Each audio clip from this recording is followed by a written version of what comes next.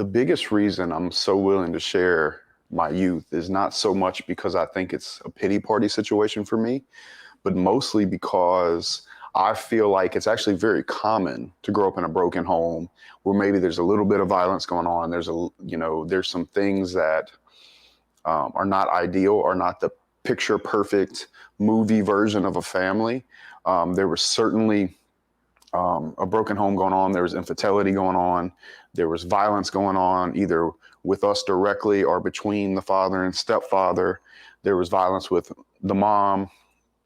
There were actually house fires. Okay, now that I'm listening off, it kind of was not, it wasn't, you know what I'm saying? But honestly, I don't personally think about it a whole lot. I don't feel like it affected me. I feel like I chose to let it affect me in the way I needed to, for me to do what I needed to do. So it gave me a view on the world that I feel like is, if not healthy, realistic in my ability to able to navigate through it. And so anytime I ever share these things with anyone, it's not in hopes that somebody feels bad for me. That's probably the last thing I would want. In fact, I'd be embarrassed if that were to happen, or if I were to come off that way. What I do think is really important is that if a young man or a young lady is going through something in their life and it's not ideal, maybe like the situation that I just named, that they know that they can get a lot of good out of it and benefit from it in a positive way. Did you always feel that way about it, or is that something you had to learn? I can't say that I ever felt anger. I think that it was more of a heartbreak, if that makes sense. Like, why is this happening? Why do I feel like I'm in the middle of making certain decisions? Or why do I not want to go home? Or you see what I'm saying? Or why is this happening? Or why are they screaming? Why are they screaming at me?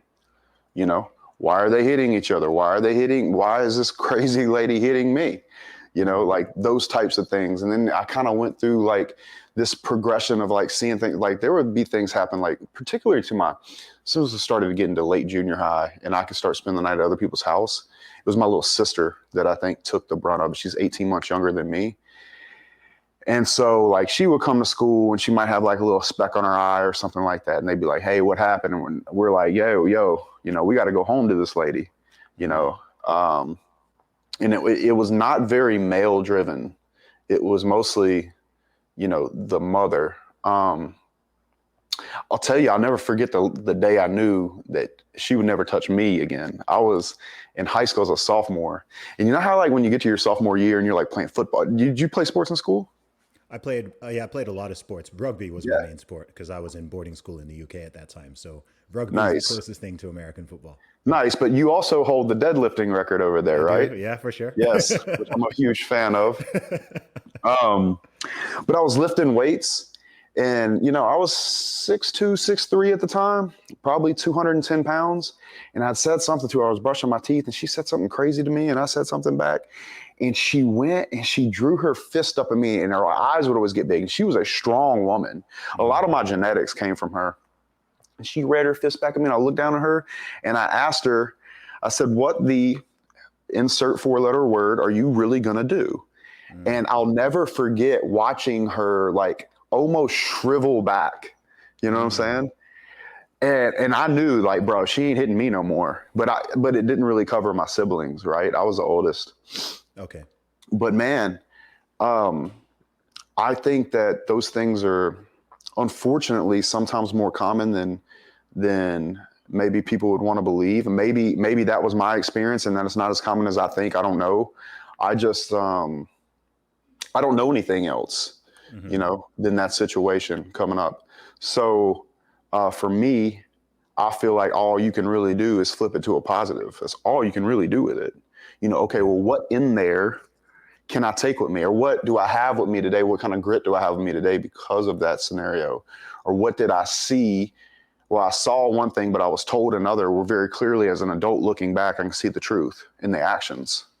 You know, so for me, I always say when I do mention childhood is that it was a gift in many, many ways, you know, I hear so that. Yeah. Can I ask what that relationship is like now? Is that something that's been Yeah, man. I'm an open recovered? book. Oh, No, it's not actually. okay. None of the five of us that grew up in that house speak to her Mm, in any regard. And her siblings don't either, and my father certainly doesn't, and my stepfather doesn't, to my knowledge. She can't help it, man. I think she's sick, bro. yeah. I have no hate towards anybody in that situation, including the stepdad, including her, anyone. It's just it is what it is, man.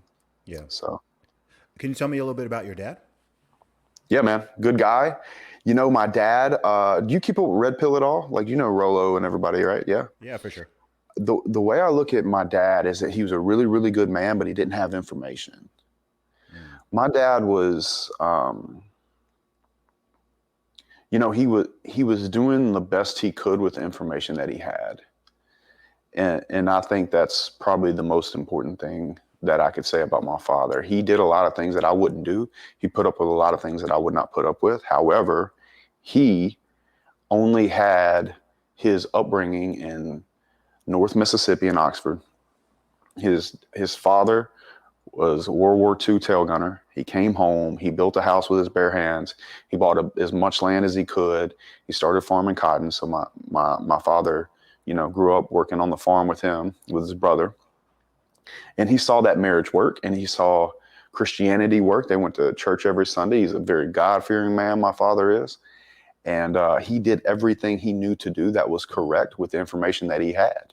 hmm And for that, I can't place any blame upon him. I think he's a wonderful human being. In fact, I just got to take him to the Ole Miss game because of Cody Pruitt. Shout out to Cody Pruitt. Um, on the sideline. And I don't think he's been to some games, but he's never been on the sideline. So he was really excited about my father's a really good man, actually. That's Just dope, man. didn't have the information.